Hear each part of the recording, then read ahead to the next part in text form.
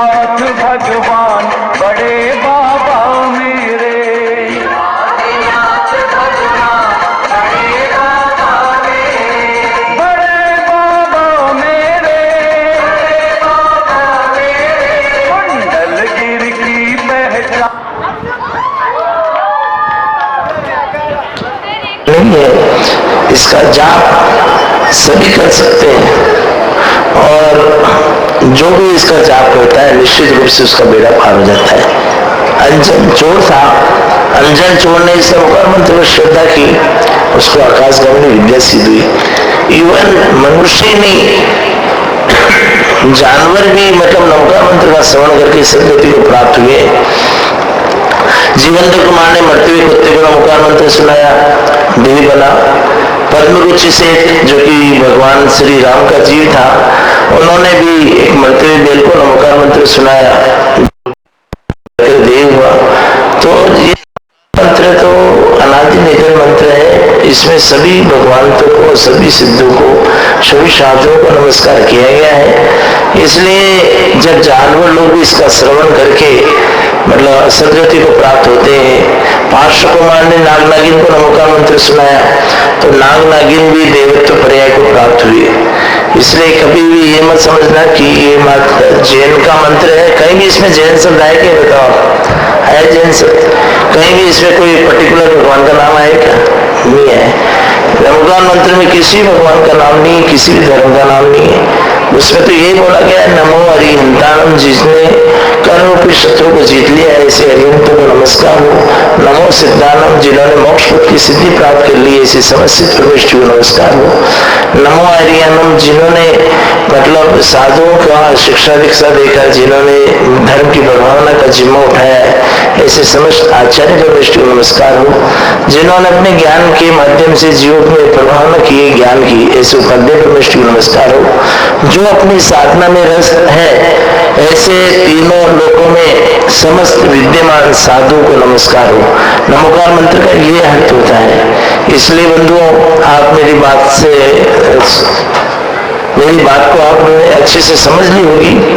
नमोकार मंत्र is unique prayer of God and by reciting this Namaskar mantra, everybody can gain peace and purity also easily.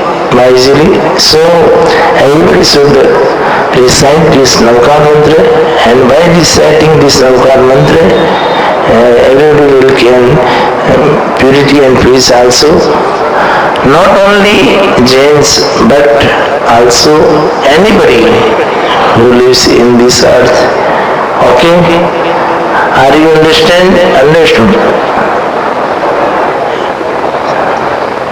तो नवकार मंत्र संबंधी आपको समस्त जिज्ञासा का समाधान हो गया होगा कि नवकार मंत्र का क्या अर्थ है। मेरे हिसाब से यहाँ पांडाल में जितने भी बैठे हैं, अच्छी संख्या में लोग उपस्थित हैं, तो इन सबको नवकार मंत्र आता ही होगा। फिर भी मैं जानना चाहूंगा कि ऐसे कौन कौन है जिनको नवकार मंत्र नहीं आता, वो हाथ खड़े करें। चलो नहीं आता, यहाँ तक तो समझ में। नवकार मंत्र क्या आपके पास लिखा हुआ भी नहीं है क्या? नहीं याद है?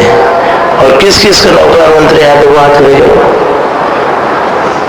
क्लास में जो बच्चे आ रहे हैं उनको तो याद हो गई, धर्म की पाठशाला चल रही है, आज भी अच्छी संख्या में बच्चे उपस्थित थे। मुझे लग रहा था कि काफी दिनों बाद क्लास लग रही है, लेकिन 4 बजे से बच्चे आकर बैठ गए थे और सभी ने मतलब धर्म की पाठशाला में भी भाग लिया। तो जो पहली शंका है, नवकार मंत्र है क्या सिर्फ जैनी लोग ही जाप कर सकते हैं या सभी लोग कर सकते हैं, इसलिए इसका समाधान मैं कर दिया। नवकार मंत्र है मात्र मनुष्य ही नहीं, जैन की तो इसमें कोई बात ही नहीं है और इसका कोई धर्म से रिलेटेड ही नहीं है। धर्मकार मंत्र सभी धर्म को के अनुयायी इसके जाप कर सकते हैं और यहाँ तक बताया गया है कि कोई जानवर भी इसका मंत्र का जाप करे तो वो भी सदगति को प्राप्त होता है। इसलिए आप नवकार मंत्र का जाप करें और जिसको आता है वो श्रद्धा पूर्वक करें, जिसको नहीं आता उनसे सीखें। और नवकार मंत्र के जाप करने में कभी किसी को बंधन नहीं है, यहाँ तक बताया गया है अपवित्र पवित्र व सुस्त भी दुस्त भी। कोई अपवित्र व्यक्ति है अशुद्ध अवस्था में तो वो भी नवकार मंत्र का जाप कर सकता है। अच्छी जगह स्थित है खराब जगह स्थित है वो भी नवकार मंत्र का जाप कर सकता है। अपवित्र पवित्र व सुस्तोपि दुस्तोपि व ध्यायेत् पंच नमस्कारम सर्व पापे विमुच्यते। इसलिए आप 24 घंटे कहीं भी बैठे हो नवकार मंत्र का जाप तो आप कर ही सकते हैं। इसलिए नवकार मंत्र एक ऐसा मंत्र है जो आप कभी भी किसी भी टाइम किसी भी जगह कोई भी व्यक्ति इसका जाप कर सकता है।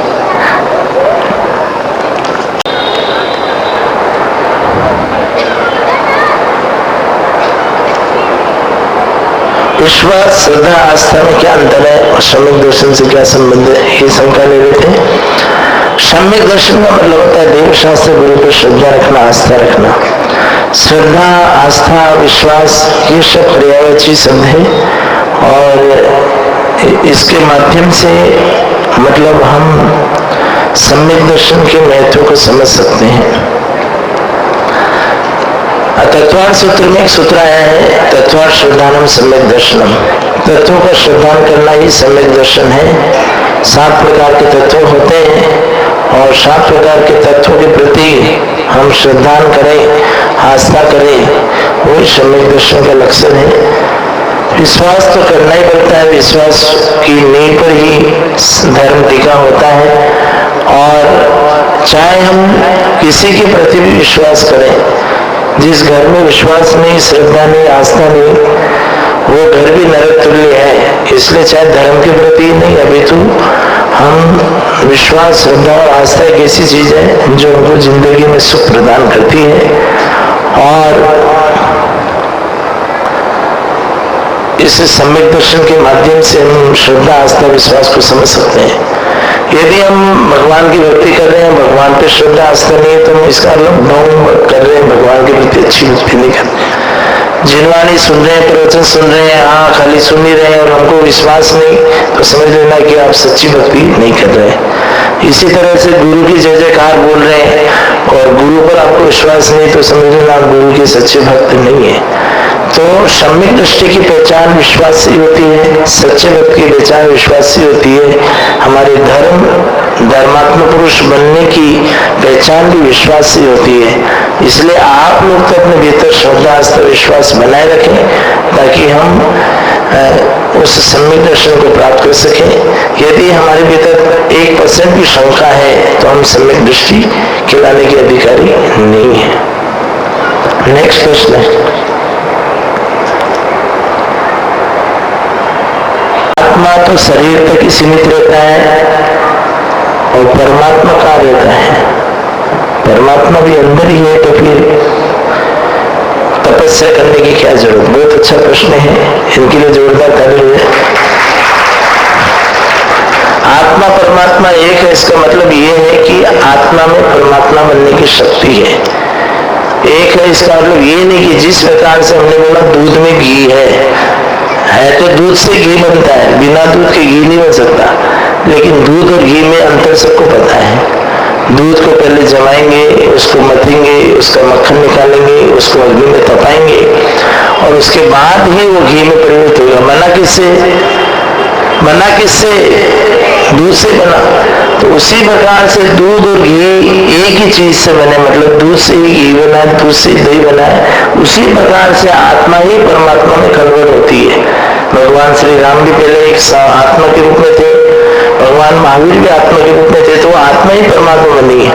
और हमको ऐसा विल पावर दिया जाता है कि हमारी आत्मा भी परमात्मा में कन्वर्ट हो सकती है, लेकिन इसके लिए तपस्या करने की जरूरत पड़ती है। फूल के बिना सुख भी नहीं होती और दीप के बिना ज्योति नहीं होती। चाहे कितनी भी आत्मा की चर्चा कर लो, लेकिन बिना तपस्या के कभी परमात्मा की प्राप्ति नहीं होती।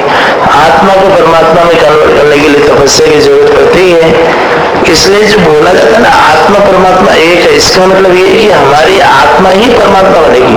जिस प्रकार से दूध ही दही में परिवर्तित होता है और दही ही मक्खन में परिवर्तित होता है और मक्खन ही घी में परिवर्तित होता है, उसी प्रकार से हमारी आत्मा ही परमात्मा प्रेरित, कोई दूसरी जगह कोई नया कोई चीज उत्पन्न नहीं होगी।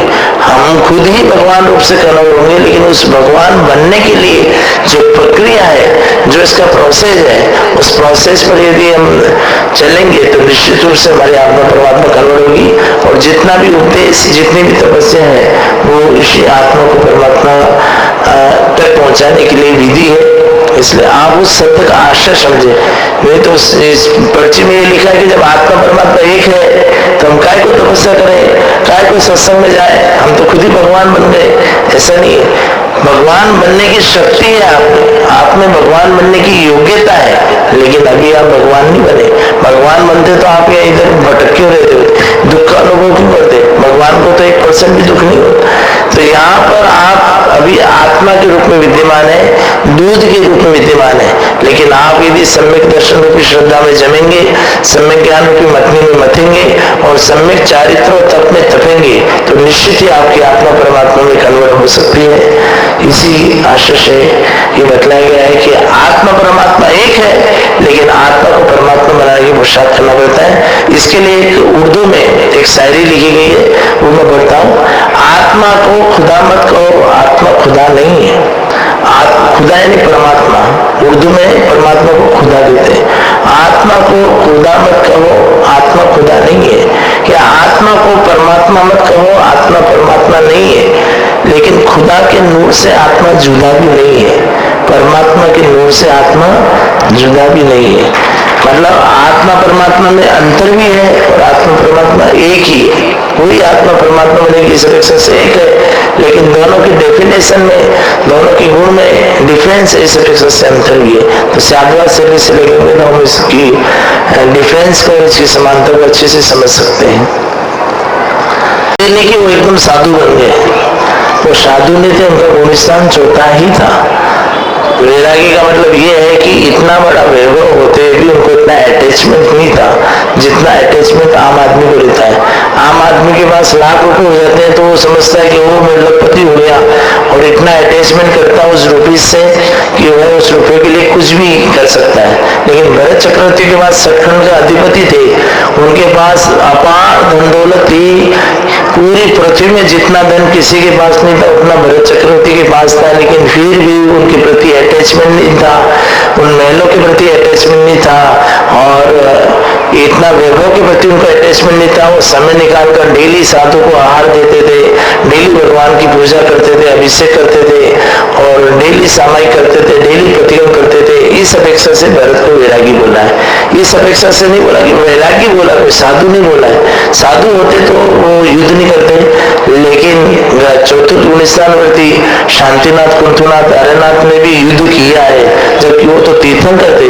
तो तीर्थंकर अवस्था में भी उन्होंने युद्ध किया है। तो भरत चक्रवर्ती तो चक्रवर्ती थे, तो उन्होंने युद्ध किया एक नियोग के अपेक्षा से, विरोधी हिंसा के रूप से। जो उनकी अधीनता स्वीकार नहीं करता था उनसे वो युद्ध करते थे, चाहे वो उनका भाई बाहुबली क्यों ना हो। और उनके भाग्य में लिखा था चक्ररत्न की उत्पत्ति होना, और चक्ररत्न का नियम है कि यदि कोई राजा अधीनता स्वीकार नहीं करता तो उसको युद्ध में पराजित करके उसको राज्य लिया जाता है। अब भरत चक्रवर्ती ने सभी राजाओं को पराजित किया, बस वो इतना सा भूल गए थे इस बात को कि भाई के ऊपर कभी भी चक्र नहीं चलता है। बाकी तो उनका एक नियोग था कि सबको युद्ध में पराजित करके चक्ररत्न की प्रमाणिकता सिद्ध करनी। इसलिए बाकी वैराग्य अलग चीज है और चतुर्थ स्थान में व्यक्ति अलग चीज है। शांतिनाथ, कुंतुनाथ, अरनाथ भगवान भी चक्रवर्ती अवस्था में रहकर उन्होंने युद्ध किया विरोधी हिंसा के रूप में। साधु नहीं बने, साधु तो छठे गुण स्थान के बाद ही बनते हैं। साधु जो होता है वो युद्ध नहीं करता है, बाकी गृहस्थी तो विरोधी हिंसा के रूप में युद्ध कर सकता है। श्री राम भगवान ने युद्ध किया, श्री कृष्ण ने युद्ध किया। तो अगर वो जब तक गृहस्थी में है और उनके ऊपर यदि कोई विरोधी हिंसा है, जैसे राम ने सामने से युद्ध नहीं किया, उनके सीता का हरण हुआ इसलिए उन्होंने युद्ध किया, बाकी वो तो सामने से तो किसी भी जीव हत्या के भी विरोधी थे। इसी तरह से श्री कृष्ण ने भी बहुत मौका दिया, लेकिन न तो कंस माना न कौरव माने, उसके बाद उन्होंने युद्ध को लिया। तो वो विरोधी हिंसा के रूप में युद्ध किया है, इसलिए कोई इसमें गृहस्थी अपेक्षा से कोई इसमें बाधा नहीं आती है। जो एकदम ध्यानस्थ बैठ गया हो, एकदम साधु बन गया, वैरागी बन गया, उनके लिए युद्ध का निषेध है। बाकी गृहस्थ में युद्ध का कोई निषेध नहीं है। समझ में आ गई बात सारी?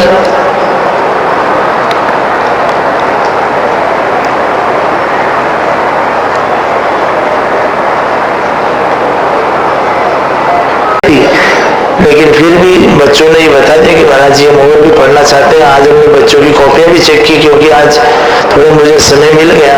मैंने देखा कि 99% बच्चों ने बहुत अच्छा लिखा है और सबने पूरा का पूरा लिखा है और बहुत ही अच्छी अच्छी राइटिंग में लिखा है। निश्चित रूप से हमको वो भी आज देखने को मिला, क्योंकि पहले कॉपियां चेक नहीं कर पाए थे, लेकिन आज हमने कॉपियां देखी बच्चों की, बहुत ही अच्छी अच्छी राइटिंग में इतना व्यवस्थित लिखा है कि जैसे कोई किताब किसी बच्चे ने तो इतना अच्छा लिखा जैसे कोई किताब छपी हुई पूरी। तो निश्चित रूप से भाग ले रहे हैं। आज भी आपने अच्छा ज्ञान प्राप्त किया और सायकालीन जिज्ञासा समाधान में भी आप सभी जने यहाँ पर उपस्थित हुए और बराबर समय पर आकर आपने यहाँ भाग लिया। और कुछ धार्मिक खेल के माध्यम से हमारे बुजुर्गों ने अपने बचपन की याद दिलाई कि आज वो भी मुझे देखा। मैं पहले तो समझ नहीं पाया कर क्या रही है ये सब, लेकिन फिर भी आज इन्होंने कहा महाराज जी कि रोज रोज आत्मा बातें करोगे कुछ हमको, तो कुछ धार्मिक खेल के माध्यम से भी बुजुर्गों ने आनंद लिया। बच्चे तो क्या रोज आनंद लेते ही हैं, तो ये भी सारा आज शाम का प्रोग्राम हुआ। एक अच्छा लगता है कि इसी तरह से बंधुओं ऐसे तो 150 प्रतियोगिता धार्मिक हमारे पास लिखी हुई है। अब ये तो उत्साह आप लोगों को चाहिए, आप धर्म के माध्यम से भी ज्ञान की शिक्षा ले सकते हैं। और हम जैसे संतरामपुर में चतुर्मास था तो वहाँ पे युवा वर्ग इतना सक्रिय था कि डेली नई नई प्रतियोगिता और नए नए प्रोग्राम कराता था। अब मुझे देखना कि यहाँ का युवा वर्ग और जो कहते हैं कि यहाँ भी, तो ये आप लोगों को सक्रिय होकर आगे आना पड़ेगा। आप इतनी सारी प्रतियोगिताएं, इतनी सारी परीक्षाएं हैं, हम यहाँ पर अभी शिविर लगाने की सोच रहे हैं, तो ये सब आपके उत्साह पर निर्भर करता है कि आप लोग कितने ज्ञान के प्रति जिज्ञासावान है। लेकिन आप अभी बिना प्रोग्राम के इतनी अच्छी संख्या में उपस्थित हो रहे हैं, उससे तो ये लग रहा है कि आप अभी भी आगे भी इसी तरह से धर्म की गंगा में डुबकी लगाते रहेंगे। सभी को हमारा मंगलमय आशीर्वाद है और सभी भक्तों को, सभी युवाओं को, सभी पाठशाला के बच्चों को हमारा मंगलमय आशीर्वाद। सार्वजनिक रूप से चातुर्मास का कार्यक्रम चल रहा है, जिसमें सभी जाति व धर्म के लोग बराबर रूप से रोज सुबह और शाम अपनी उपस्थिति दर्ज करा रहे हैं। आचार्य श्री के सानिध्य में उपवासकर्ताओं की तो एक तरह से बाढ़ सी आ गई।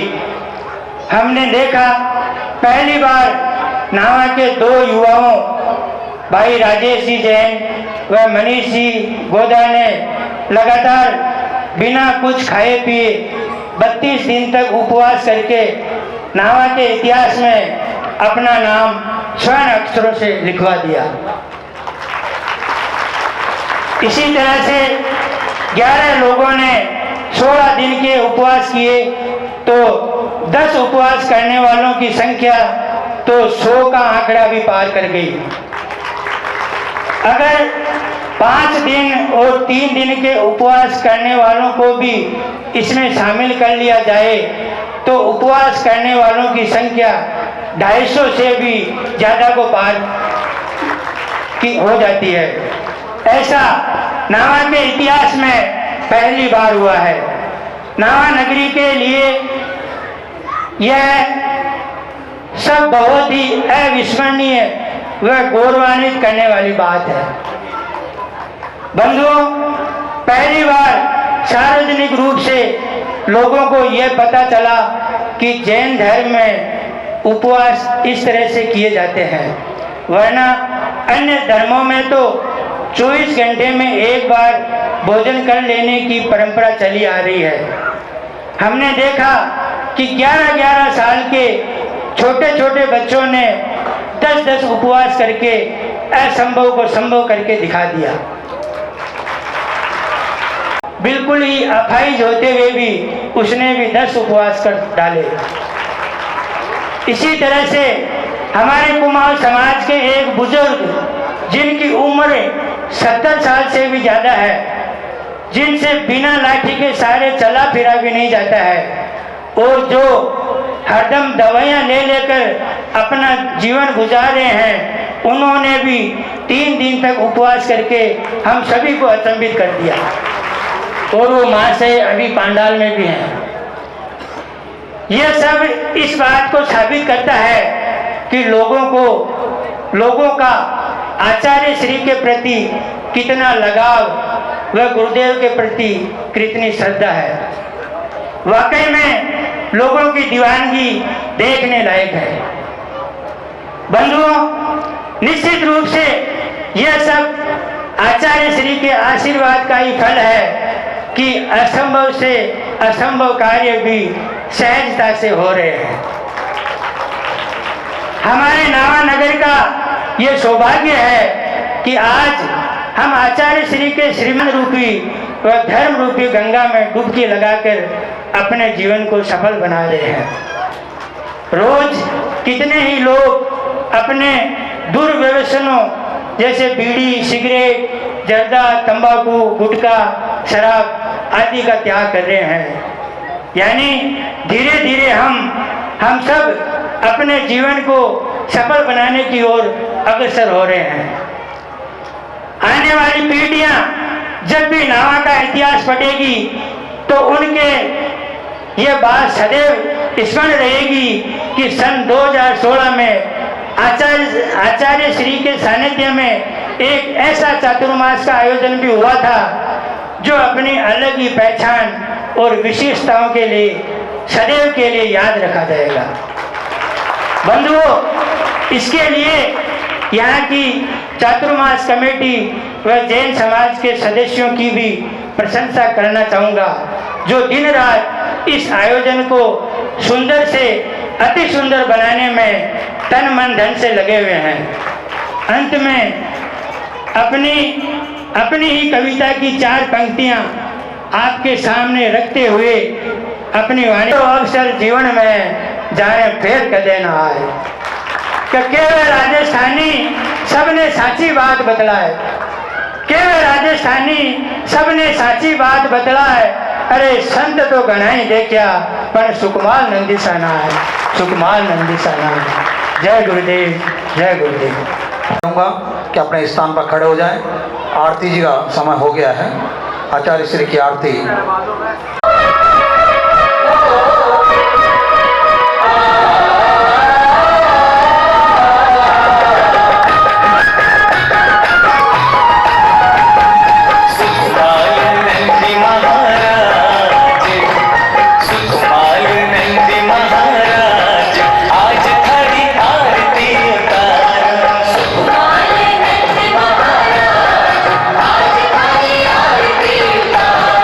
सुकुमार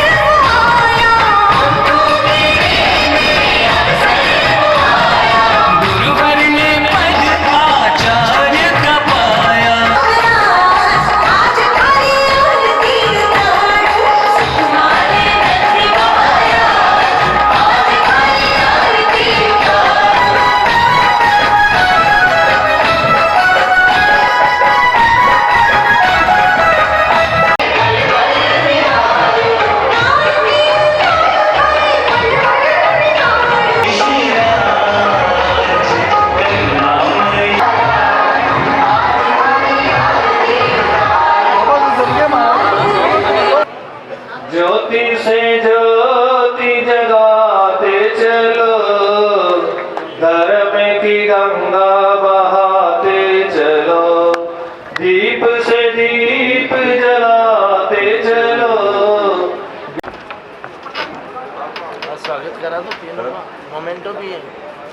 भगवान की, गुरु और आचार्य श्री पद्मानंद गुरुदेव की, तीनों मंदिर की मूल बोले 1008 श्री सुपासना भगवान की, 1008 श्री नेमिनाथ भगवान की, 1008 श्री महावीर भगवान की।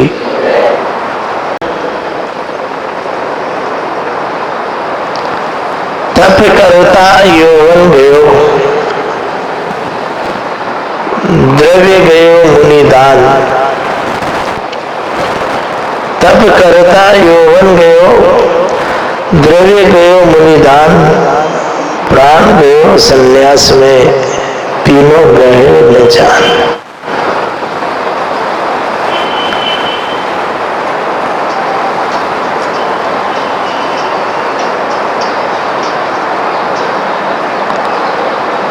यदि हमारे को जवानी सार्थक करनी है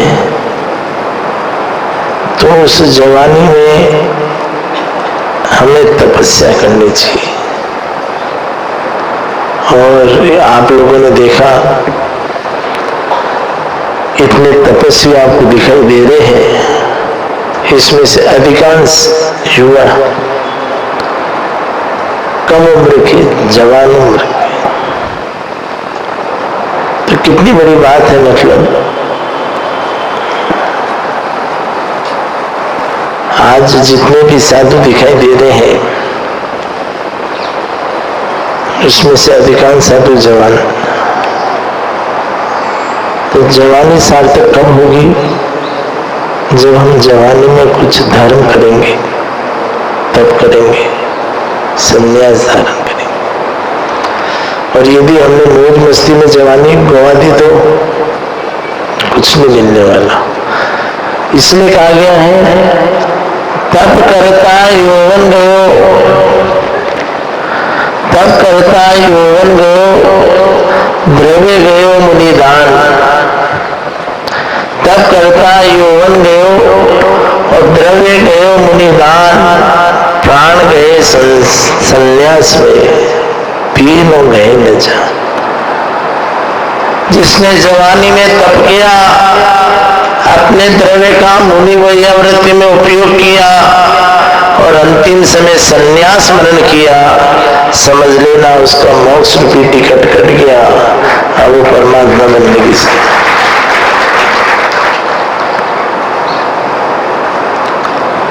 लेकिन जो लोग जप और तप में विश्वास नहीं करते हैं, वो लोग क्या करते हैं? वो कहते हैं क्या? मौज मस्ती संग यौवन गयो, द्रव्य गयो मदपान, प्राण गए उस संग में, तीनों गए निदान। जवानी अवस्था में जो मौज मस्ती करता है, बिल्कुल भी जप तप नहीं करता है और अपने द्रव्य का उपयोग गुटखा, तंबाकू, बीड़ी, सिगरेट, दारू, शराब आदि में यूज करता है। अंतिम समय हॉस्पिटल में बोतल चढ़ाते चढ़ाते मरण करता है। समझ लेना उसकी सदगति कितना डिफरेंस हो गया। हम जानते सब है लेकिन मानते। जीवन के कुछ सूत्र हैं। हम रोज सुबह उठकर ये चिंतन करें, मैं कौन हूँ, मैं अकेला हूँ, मेरा क्या है, मैं कहाँ से आया हूँ, मरकर मैं कहाँ जाऊंगा। ये 5 सूत्र ऐसे हैं जो प्रत्येक व्यक्ति को चिंतन करना चाहिए। फर्स्ट कौन सा? मैं कौन हूँ, हु एम आई। सेकेंड, मैं अकेला हूँ, आई एम एलोन। मेरा क्या है? इस संसार में सब धरा का धरा ही रह जाएगा। इस धरा पर सब धरा का धरा ही ले जाएगा, साथ में कुछ एक चीज भी हम साथ ले जा सकते हैं, एक सुई भी हमारे साथ नहीं जाती है।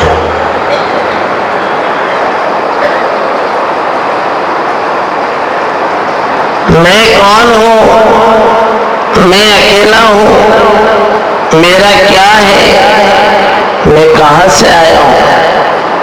न जाने कितने अरमान लिए होंगे कि यदि हमको मनुष्य पर्याय मिले तो हम उस मनुष्य पर्याय को प्राप्त करके कितना ही संयम जब तक करेंगे। चेतन को मिला जब नरतन तो अपना लक्ष्य भूल गया और मनुष्य पर्याय प्राप्त करके इतना भूल गया कि अपना बेगाना छूट गया। ये चेतन जीव मनुष्य पर्याय प्राप्त करने से पहले चिंतन करता है, काश मुझे मनुष्य पर्याय मिले तो मैं अपने जब तक करके संयम को धारण करके अपनी मनुष्य पर्याय सार्थक करूं। लेकिन एक सेठ जी थे जो खाने पीने में ध्यान रखते थे, वो नियम जब तक में ध्यान नहीं रखते। वो कहते थे कि भैया मंदिर जाते नहीं हो, नहीं जाना, भगवान के पास जाते हो नहीं जाना, महाराज के पास जाते हो नहीं जाना। क्यों? महाराज जी के पास जाएंगे तो महाराज जी नियम दिलाएंगे, मंदिर जाएंगे तो समाज वाले पकड़ेंगे, अगर मंदिर भी नहीं जाना और महाराज के पास। वो बोला कि भैया हम तो दूर से देख लेते हैं, कहा गया है कि गुरु पहाड़ और नेता इनको दूर से दर्शन कर लिया करो। अरे भैया ऐसा थोड़ी है, गुरु के समीप जाओगे तो आपको क्षमता की शिक्षा मिलेगी।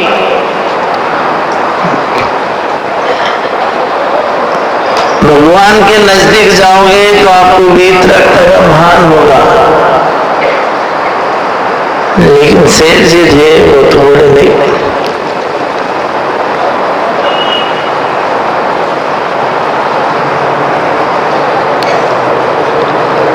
जिंदगी में सिर्फ एक ही लक्ष्य था, पैसा कमाओ, लेकिन वह कभी भी धर्म के प्रति रुचि नहीं रखी।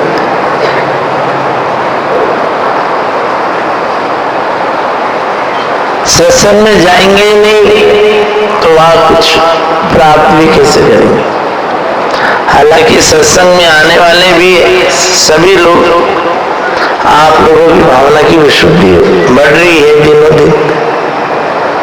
सत्संग के माध्यम से जीव तब जब आदि पर आरूढ़ होता है, विभिन्न प्रकार के सूत्र आप रोज सुनते हैं। मैं कौन हूँ, कहाँ से आया हूँ, मरकर कहाँ जाऊंगा, मैं अकेला हूँ और मेरा इस संसार में क्या है। 5 सूत्र प्रवचन में गुरुदेव बताते थे, लेकिन सेठ जी तो सुनने जाते थे नहीं। सुनने वाले तो खैर बहुत होते हैं, श्रोता और श्रोता। जो दोनों कानों से सुनता है वो श्रोता कहलाता है, और जो प्रवचन के बीच में थोड़ी थोड़ी झपकी और नींद निकाल लेता है उसको श्रोता कहते हैं, और जो बात काटता है उसको श्रोता कहते हैं। सुनने वाला हो गया श्रोता, नींद निकालने वाला हो गया श्रोता, और बात काटने वाला हो गया श्रोता। अब सोचें कि आप श्रोता बनना चाहते हैं या श्रोता या श्रोता। गुरुदेव की बात को नहीं मानकर, जिनवानी की बात को नहीं सुनकर,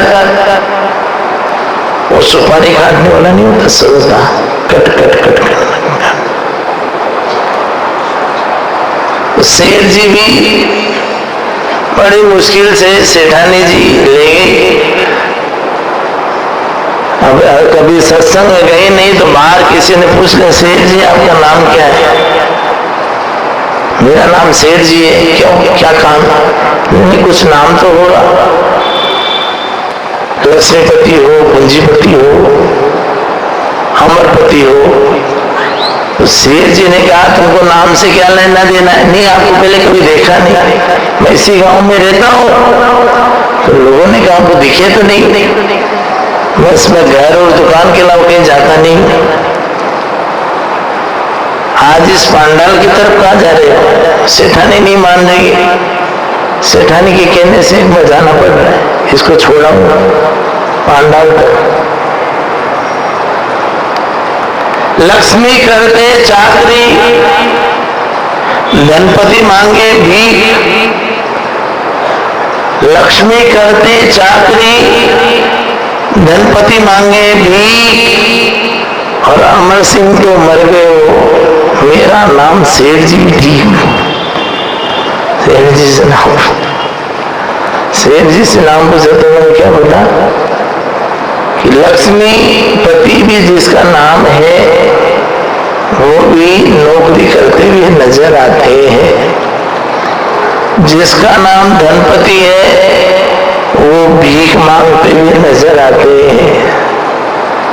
जिसका नाम अमर सिंह है वो मरते हुए नजर आते हैं। तो फिर नाम में क्या है? एक का नाम है नैन सुख और आंखों से उसको कुछ दिखता नहीं। एक का नाम है धनपति और पास में कुछ है नहीं। तो लक्ष्मी मांगे चाकरी, लक्ष्मी करे चाकरी, धनपति मांगे भीख। लक्ष्मी करते चाकरी, धनपति मांगे भीख। अमर सिंह तो मर गए।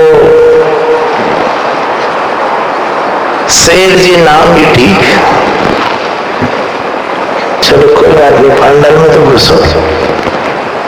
पांडाल में भीतर नहीं जाऊंगा, बस बाहर ही। लोगों ने कहा भाई अंदर तो चलो। बाहर ही खड़े रहे, बाहर भी स्पीकर लगे थे, थोड़ी बहुत प्रवचन सुन रहे थे। महाराज जी बता रहे थे डेथ किड्स नो के अंदर मरना सबको है। राजा राणा छत्रपति हाथिम के अस्वार, मरना सबको एक दिन, अपनी अपनी बात। दल बलदेवी देवता, माता पिता परिवार और मरती वीर जीव को कोई न राखन। मरना तो अवश्य ही, साथ में कुछ जाएगा नहीं, और जो करेगा सो करेगा। महाराज जी ये प्रवचन दे रहे थे, सेठ जी ने कहा महाराज जी तो यही बोलते रहेंगे, साथ में कुछ जाएगा नहीं, और मेरे को तो ले जाना सारी संपत्ति। किसी ने बोला कि भैया गुरु के दर्शन कर लो, उसने बोला मैं दूर दर्शन करता हूँ, जन दर्शन कर रहा हूँ, गुरु दर्शन जिन दर्शन नहीं करता। जिन दर्शन, गुरु दर्शन, जन दर्शन और दूर दर्शन, चारों में बहुत अंतर है। दूरदर्शन तो समझ गए आप किसको कहते? शेर जी बोले कि दूरदर्शन कर लूंगा लेकिन गुरु दर्शन नहीं करूंगा। लोगों ने कहा भैया गुरुओं के जो दर्शन नहीं करता उसका भाग्य कमजोर हो जाता है। गुरु क्या देंगे, पैसा देंगे क्या? उनसे मेरे को क्या फायदा होने वाला, मैं काय को दर्शन करूं? उनसे मुझे धन दौलत मिले तो मैं दर्शन करूं। तो लोगों ने कहा धन दौलत उनके पास तो नहीं है, लेकिन उनके आशीर्वाद से जरूर धन दौलत मिल जाए। और ध्यान रखो सेठ जी, गुरु की निंदा कर रहे हो तो जो तुम्हारे पास पूंजी है वो भी नष्ट हो जाएगी। मैंने तो बैंक में तिजोरी में डाल दी, कोई चोरी नहीं करेगा। अरे भाई वाली बैंक में डाल दिया हो, लेकिन घर में कोई बीमार हो जाएगा, हॉस्पिटल जाओगे तो 1-1 लाख लाख रुपए के इंजेक्शन लगेंगे और बीमार पड़ जाओगे, पैसा कहीं ना कहीं से निकलेगा, नहीं तो कोई इनकम टैक्स सेल टैक्स का छापा लग जाएगा। आप क्या समझ रहे हो? खाली चोरी थोड़ी धन को ले जाता है। घर में कोई व्यक्ति बीमार पड़ गया तो भी पैसा जाता है, जाता है नहीं जाता है। तो इससे अच्छा है कि तुम पैसे का सदुपयोग कर लो, धर्म में लगा दो, गुरु के पास जाओ। गुरु ये थोड़ी पैसे मांगते, पैसे तो नहीं मांगते, लेकिन गुरु से पैसे भी तो नहीं मिलते, ऐसा नहीं बोलते। गुरु से तो नहीं मिलते, लेकिन गुरु के आशीर्वाद से मिलते। इसलिए कभी भी तुम गुरु की निंदा नहीं करो, अंदर चलो। अब जबरदस्ती लोग ले गए, समझाए कि देख गुरु की निंदा करेगा तो देखो परिणाम भुगतना पड़ेंगे। बड़ी मुश्किल से प्रवचन खत्म हुआ, महाराज जी स्टेज से उतर के जाने लगे तो शेर जी को लाए। महाराज जी ये हमारे गांव के शेर जी हैं, जन्म तो जैन कुल में लिया, लेकिन कभी इन्होंने जैन मंदिर के दर्शन नहीं किए, कभी गुरु के सत्संग में नहीं गए। वो बात नहीं। महाराज जी ने कहा अच्छी बात, अब क्या बोले, कुछ नियम लेना है। महाराज जी मुझे पता था, मैंने अपनी जिंदगी में 4 नियम ले रखे। कौन से नियम? एक तो मैं कभी सोने की थाली और सोने की कटोरी में कभी भोजन नहीं करूंगा। अच्छी बात है महाराज जी। दूसरा नियम है कि मैं कभी भी एरोप्लेन नहीं खरीदूंगा। तीसरा है कि मैं अपने जीते जी अपनी पत्नी को कभी विधवा नहीं होने दूंगा।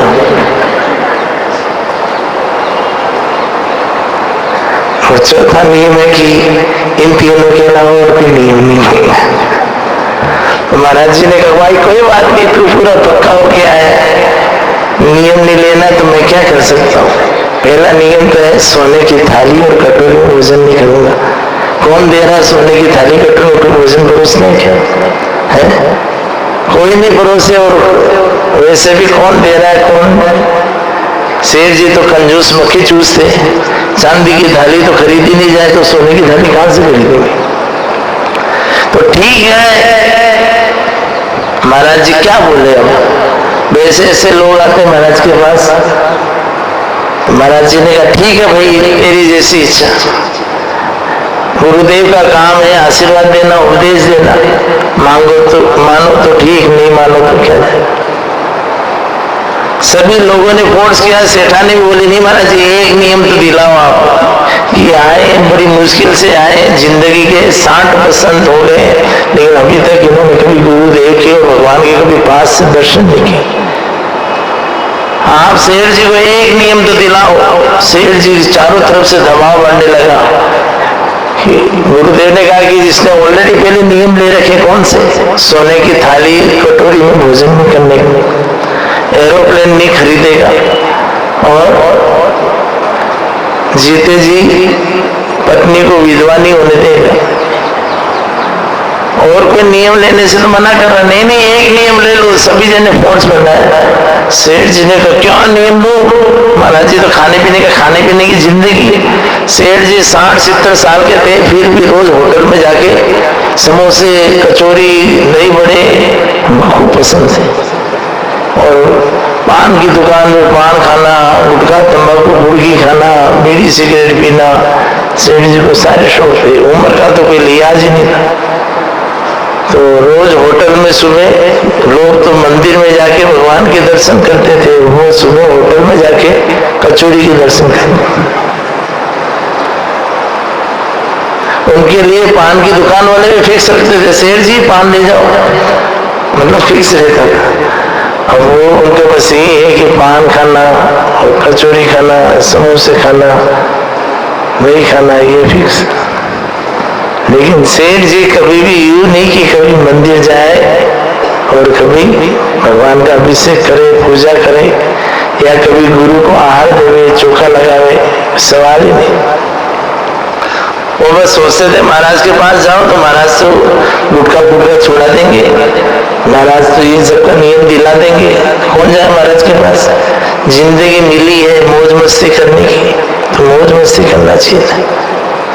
मौज मस्ती संग जवानी गयो, द्रवे गयो, नशा में प्राण गए, उस संग में तीनों गए निदान।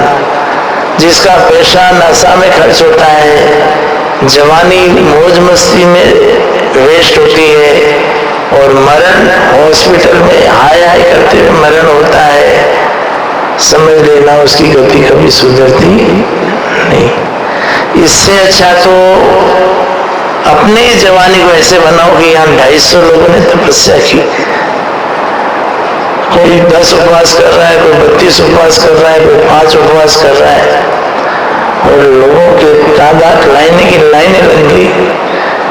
उसमें से आप देखेंगे कि खाली 2-4 जने बुजुर्ग थे, बाकी सब जवान और बच्चे थे। तो तप करता यौवन गयो, द्रव्य गयो मुनिदान, प्राण गए संसार में, तीनों गए न जान, तीनों निश्चय कर जान। बंधु, जिसकी जवानी तपस्या में जाती है, जिसकी जवानी भगवान और गुरु की भक्ति में जाती है, वो जवानी सफल है। सेठ जी ने जिंदगी में कभी चौका लगाया नहीं, कभी कुछ भगवान के दर्शन किए नहीं, कभी सत्संग में प्रवचन नहीं सुने, तो सेठ जी को क्या पता। अपनी जिंदगी उन्होंने खाली नशा में कर दी। इतनी बीमारी होती थी सेठ जी को, फिर भी सेठ जी कोई चीज त्याग छोड़ते नहीं थे। खांसी होती थी, डॉक्टर भी कहते इतनी बीमारी है सेठ जी बीड़ी सिगरेट मत पियो, फिर भी खांसते रहेंगे, लेकिन बीड़ी सिगरेट पीना नहीं छोड़ेंगे। गुटखा तंबाकू खाने से रोज उनका मुंह भी नहीं खुलता था, उंगली डालो तो 1-2 उंगली भी मुंह के अंदर नहीं जाए। फिर भी सेठ जी को खाली ये था कि मौज मस्ती करो, खाओ। मानने को तैयार नहीं तो क्या करें। अब फिर सेठ जी के ऊपर चारों तरफ से दबाव बढ़ने लगा, महाराज जी तो जाने लगे। तो लोगों ने नहीं महाराज जी एक नियम का आशीर्वाद हुआ, मैं क्या नियम दिलाऊं, ये खुद लेगा अपनी इच्छा से, इसको लेना बोलेगा। सेठ जी नियम लो, नहीं तो मैं गुटखा छोड़ूंगा, न तंबाकू छोड़ूंगा, न बीड़ी सिगरेट छोड़ूंगा, न कंदमूल छोड़ूंगा, मैं कोई समोसा खाना नहीं छोड़ूंगा, जो कुछ नियम। बोलो क्या नियम लेना है। महाराज जी ने कहा तो तेरी इच्छा से बोल दे, कोई भी एक चीज का त्याग कर दे, बस, और क्या है। जो तू नहीं खाता उसका त्याग कर दे। तो वहां पे क्या महाराज जी मन से नीचे उतर रहे थे, तो वहां पे कुछ पत्थर रखे थे। तो शेर जी ने बोला महाराज मेरे पत्थर खाने का त्याग है। महाराज जी ने आशीर्वाद दिया, ठीक है तू पत्थर मत खाना, तेरे पत्थर खाने का त्याग, बस नियम इस नियम। हाँ ठीक है, देख रघुकुल रीत सदा चली आई, प्राण जाए पर वचन न जाए। सोच ले पत्थर खाने का, हाँ ठीक है महाराज जी प्रॉमिस, आज से मैं पत्थर क्या कहते पत्थर का अंश भी नहीं खाऊंगा, पत्थर खाने का। सेठानी जी अपना सिर पकड़ लिखा है भगवान, ये कोई नियम होता है। नियम में तुमने बोला, महाराज जी ने बोला कोई भी एक चीज छोड़ो, मेरी मर्जी में जो कुछ छोड़ो, नौकरी छोड़ो, गुटखा तंबाकू, मैंने पत्थर का त्याग कर दिया। महाराज जी ने कहा नियम पे अटल रहना सेठ जी। हाँ अटल हूं। महाराज जी तो चले गए। अब सेठानी जी तो सिर पकड़ ली। लोगों ने कहा ये कोई नियम होता है। अरे नियम होता है, मैं पत्थर नहीं खाऊंगा, बस बोल दिया ना मैंने। अब पत्थर खाने का त्याग।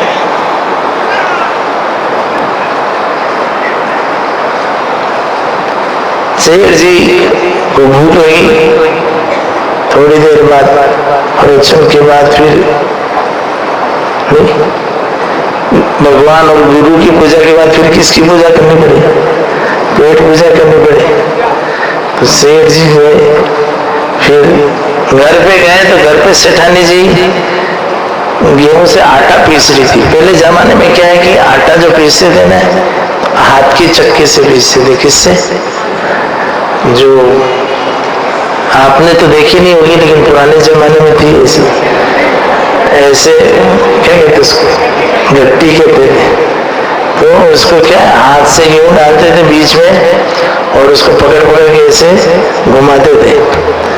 शिल्पग्राम उदयपुर में देखा था, उसमें आप देखना कभी, ऐसे हाथों से भी पहले आटा पीसते थे। आजकल तो क्या मशीन आ गई है।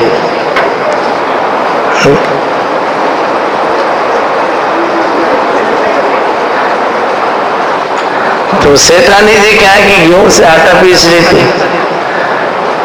तो एकदम सेठ जी ने कहा क्या कर रही हो, जल्दी से खाना बनाओ। अरे जब तक आटा नहीं बनेगा थोड़ी रोटी बनेगी, खाना बनाती पीसे जा रही थी। तो एकदम सेठ जी की दृष्टि उस चक्की पर पड़ी कि चक्की किसकी है। तो सेठानी बोले पत्थर की है।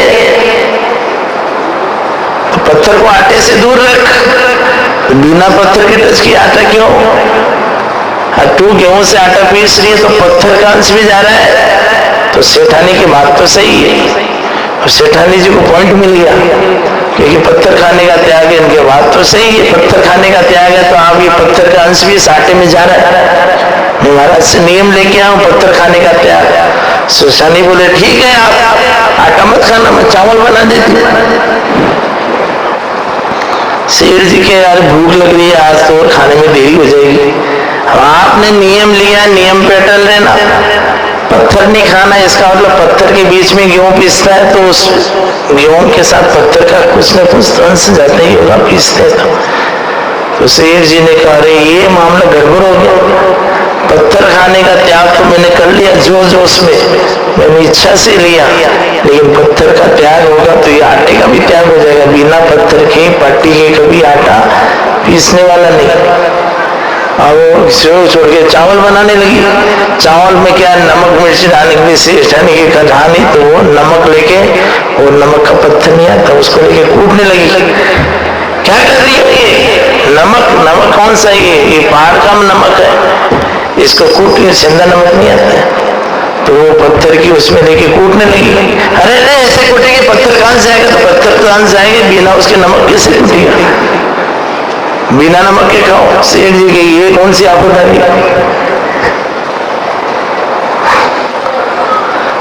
आटा नहीं खा सकते, नमक नहीं खा सकते, फिर तो बहुत सारी चीजें आ गई ऐसी। और शेर जी ने जो जो उसमें पत्थर का नियम लिया, लेकिन कोई भी चीज देखे उसमें पत्थर का अंश तो पड़े।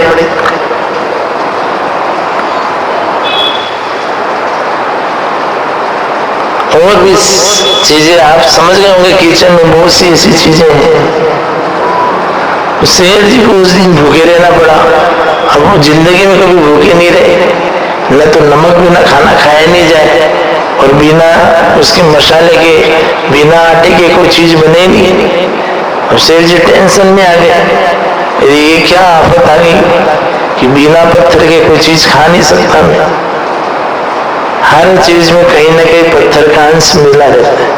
तो शेर जी ने क्या है, भावुकता में आकर गुरुदेव से नियम तो ले ली कि मैं पत्थर खाने का त्याग करता हूँ, लेकिन बंधुओं देखा जाए तो धरती पर जो फसल उगती है वो भी मिट्टी के अंदर से तो उगती। सारे अनाज कहाँ से होते हैं, धरती से होते। तो जमीन के अंदर से ही तो सारे अनाज उगते हैं। वनस्पति जितनी भी होती है जमीन में उगती है, उसमें मिट्टी का अंश तो रहता ही है। प्रकृति 5 तत्वों से बनी हुई है। अब 5 तत्वों को इग्नोर करके आप इस दुनिया में जी नहीं सकते। अब शेर जी धीरे धीरे टेंशन में आ गए, कब तक बिना नमक के बिना आटे का मैं रहूंगा। वह दौड़े दौड़े महाराज के पास गए, महाराज जी वो जो पत्थर खाने का त्याग किया उसको मैं चेंज करना चाहता हूँ। महाराज जी बोले क्या है, ये पत्थर तो सभी में मिला होता है, नमक है, आटा है, आदि दूसरी चीजें भी हैं। तो महाराज जी ने कहा देख शेर जी, त्याग उसका किया जाता है जो अपने आत्मा को अहित पहुंचाए, शरीर को नुकसान पहुंचाए। ऐसा त्याग नहीं किया जाता है कि जिस त्याग में, मैं तो पहले से कह रहा हूं, तू इतनी बीमार अवस्था में त्याग करना तो बीड़ी सिगरेट का त्याग कर, त्याग करना तो गुटखा तंबाकू का त्याग कर, त्याग करना तो बुरी चीजों का त्याग कर, त्याग करना तो बुरी आदतों का त्याग कर।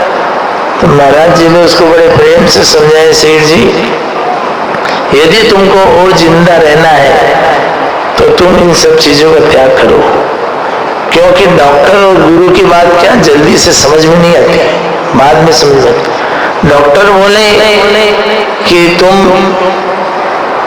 इसी समय अर्जेंट बीड़ी सिगरेट छोड़ दो, नहीं तो तुमको फेफड़े का कैंसर हो जाएगा।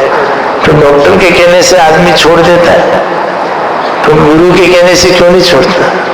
गुरु भी तो यही कह रहा है कि जो तुम बुरी आदतें हो, गुटखा, तंबाकू, बीड़ी, सिगरेट, इन सब चीजों का त्याग कर दो, नहीं तो कैंसर हो जाएगा। और आजकल तो उस पुड़की में भी लिखा रहता, नहीं लिखा रहता, नहीं लिखा, कंपलसरी कर दिया नहीं किया। हर गुटके की पुड़की पे लिखा रहता है गुटखा खाना स्वास्थ्य के लिए हानि। तो ये जानकर भी जो स्वास्थ्य के लिए हानिकारक है खाओगे तो आप बुद्धिमान कहलाओगे, मूर्ख कहलाओगे? क्या कहलाओगे? मूर्ख कहलाओगे। ये जानकर भी मेरे शरीर का अहित करने वाला अच्छा भी हो तो खा सकता है। एक शरीर अलग अलग होता है। वो एक महाराज जी थे, वो तो 32 उपवास करके 33वें दिन भी दाल बाटी खा। शरीर होता है, सबका अलग अलग शरीर होता है, लेकिन अपने अपने शरीर को देखते हुए यदि आपको लग रहा है कि मेरे शरीर का स्वास्थ्य अच्छा नहीं, तो अपन कम से कम उसकी ओर ध्यान दें। अपन ऐसी चीजों का सेवन नहीं करें। तो उसी प्रकार से शेर जी को समझाया महाराज जी ने कि तुम्हारे शरीर को जो नुकसान पहुंचाए, स्वास्थ्य को नुकसान पहुंचाए, उन चीजों का त्याग करो। क्योंकि भगवान महावीर और सभी भगवान का यही संदेश है कि खुद भी जियो और दूसरे को भी जीने दो। अपने शरीर के स्वास्थ्य का ध्यान रखते हुए सब पर दया करो, क्योंकि दया धर्म का मूल है, पाप मूल अभिमान। तुलसी दया न छोड़िए जब तक घट। यदि आप अनछना पानी पी रहे हैं तो भी आप अपने शरीर के साथ खिलवाड़ कर रहे हैं। पहले जमाने में लोग क्या अपने साथ में तौलिया रखते थे, तो कहीं भी जाए फट से तौलिया रखा और पानी छान के पिया। आजकल तुम रेलवे स्टेशन जाते हो, प्लेटफार्म पे कहाँ छना हुआ पानी मिलता, मर्जी है जहाँ मुँह डाल देते हो, गट गट गट गट पानी पी लेते हो। तो मान लो अनछना पानी पियोगे, कोई कीटाणु भीतर घुस जाएगा तो उसमें शरीर किसका नुकसान होगा? तो वाणी बोले छान कर और पानी पीवे छान कर। तो पानी भी छान कर पीना चाहिए। तो जो भी गुरुदेव प्रवचन में बोलते हैं, सत्संग में बोलते हैं, जिनवाणी बोलती है, वो अपने भले के लिए बोलती है। तो यदि आप अपनी आत्मा का भला चाहते हो तो इन सब चीजों का ध्यान रखना चाहिए। शेर जी पर बहुत असर पड़ा। भगवान के समक्ष उसने जाने का प्रण किया गुरुदेव के सामने कि गुरुदेव अब मैं भी धीरे धीरे आप कहते हो तो गुटखा, तंबाकू, बीड़ी, सिगरेट छोड़ देता हूँ। शेर जी को 2-3 दिन थोड़ी तकलीफ पड़ी, फिर बाद में गुरुदेव से नियम लेने के बाद शेर जी के चेहरे पर तेज आ गया। उनकी भूख भी बढ़ने लगी, उनका श्वास भी अच्छा रहने लगा। तो धीरे धीरे शेर जी को असर पड़ने लगा। फिर भगवान के मंदिर जाने लगे, गुरु के पास जाने लगे, धंधा बढ़ने लगा, पैसा बढ़ने लगा। और फिर वो दान पुण्य भी करने लगे। तो जितना दान पुण्य करते थे उससे 10 गुना और पैसा बढ़ने लगा। धीरे धीरे सेठ जी को सब पहचानने लगे, उनका यश बढ़ा, सभी लोग उनको जय जयकार करने लगे। तो जो गुरु का आशीर्वाद जिसके सिर पर रहेगा तो उसको समाज में भी यश मिलेगा, प्रतिष्ठा मिलेगी, लक्ष्मी मेहरबान रहेगी और सभी जने उसको आदर करेंगे। और जो धर्म और भगवान और गुरु से दूर रहेगा तो सभी लोग उसको घृणा की दृष्टि से देखेंगे और दर दर ठोकरे खाएगा, दुख का। तो बंधुओं, शेर जी ने तो अपने आत्मा का कल्याण कर लिया। मैं इसी तरह से आप सभी को भी यही कहना चाहूंगा कि हम डेली उठकर ये बातों का चिंतन करें कि हूँ है माई, मैं कौन हूँ, कहाँ से आया हूँ, मेरा क्या कर्तव्य है, मेरा क्या है, मैं क्या साथ लेके जाऊंगा। मरने से पहले कुछ धर्म पुण्य कर लूं ताकि मैं ज्यादा से ज्यादा पुण्य एकत्रित करके अगले भाव में सदगति को प्राप्त कर सकूं। और इस भाव में भी मैं अपने खुद के शरीर का ध्यान रखते रखते अपनी आत्मा का कल्याण करते करते सभी जीवों का कल्याण करूं। मेरे द्वारा दूसरों का उपकार हो, ऐसी भावना बातें आप रोज का जीवन समर्पित करें। इसी मंगलमय भावना के साथ आप सभी जन यहाँ पर उपस्थित हुए अपने बहुमूल्य जीवन को सार्थक करें। लगातार आप 15 जुलाई से डेली रोज सत्संग में आ रहे। एक भी दिन ऐसा नहीं गया कि इस पांडाल में प्रवचन नहीं हुआ है। मैं तो सोच रहा था पर्यूषण के बाद मुझे थोड़ा रेस्ट मिल जाएगा, लेकिन फिर भी आप लोग बराबर रूप से यहाँ पर आ रहे हैं तो मुझे लग रहा है कि जब तक यहाँ रहेंगे हमको रोज ही बोलना पड़ेगा, आप छोड़ने वाले हो नहीं। लेकिन हम ये चाहते हैं कि रोज आप प्रवचन सुन रहे हो इस पांडाल में, रोज आप दूर से आते हो, आसपास से नहीं, कोई 2-2 किलोमीटर दूर से आता है, कोई 3 किलोमीटर से। तो इस शहर में रहने वाले सभी लोगों को हमारा यही मंगल में आशीर्वाद है कि जो आप अपना बहुमूल्य समय सत्संग के लिए गुजारते हैं, तो निश्चित रूप से वो आपका समय कभी भी वेस्ट नहीं जाएगा। अभी जो आपने पुण्य एकत्रित किया वो इस भाव में और अगले भाव में जरूर साथ में आएगा, ये निश्चित कर मान लो। कोई ये बोले ना कि फालतू टाइम वेस्ट करते, हो सकता है बहुत जने 8 बजे 8:30 बजे से आकर यहाँ बैठ जाते हैं, लेकिन आप जितनी भी देर यहाँ बैठेंगे, जितना समय यहाँ लगाएंगे, उतना एक एक सेकंड आपका सार्थक जाएगा। ये हम विश्वास के साथ कह सकते हैं, क्योंकि आपकी भावना विशुद्ध रहती है। आपकी भावना विशुद्ध रहने के कारण से आपके भाव पवित्र रहते हैं, और भाव पवित्र रहने के कारण से जो गुरु और भगवान की प्रतीक्षा करता है जीवन में, भगवान भी उसका साथ देता है। तो हमको हमेशा प्रतीक्षा करनी है, परीक्षा नहीं करनी है। तो इसी तरह से आप बराबर सत्संग में रहकर ज्यादा से ज्यादा पुण्यार्जन कर रहे हैं। शाम के समय भी आप बहुत ही अच्छी संख्या में उपस्थित होकर अपनी गुरु भक्ति दर्शाते हैं। दोपहर के समय भी पाठशाला में आप बराबर उपस्थित रहकर ज्ञान के प्रति अपनी रुचि दिखा रहे हैं। सभी को यही हमारा मंगलमय आशीर्वाद, अपने समय का सदुपयोग करें। तो तप करता यौवन गयो, द्रव्य गयो मुनि दान, प्राण गयो समाधि मरण में, प्राण गयो संन्यास में, तीनों गए न जान। ऐसे उन्हीं का जीवन सार्थक है जिन्होंने जवानी धर्म में बिताई, अपना धन का उपयोग धर्म और दान पुण्य में किया, और अंतिम समय समाधि मरण की ओर उन्मुख हुए। वो व्यक्ति निश्चित रूप से मोक्ष को प्राप्त करेंगे। इसी में पूरे महावीर भगवान की। बेमपुर से भी पधारे सभी मेहमान अतिथि मंच पर पधार कर गुरुवर का आशीर्वाद प्राप्त करें।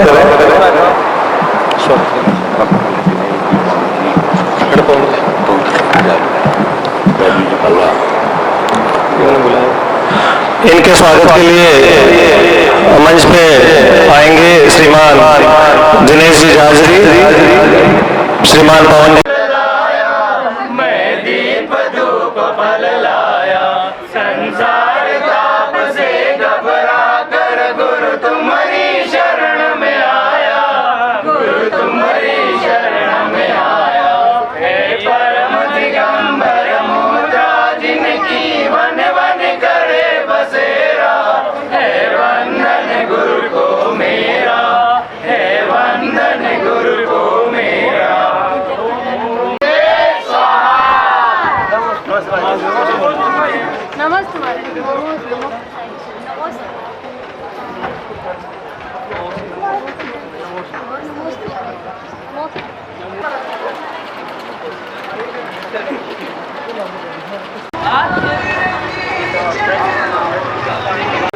शाम को 4 बजे संध्याकालीन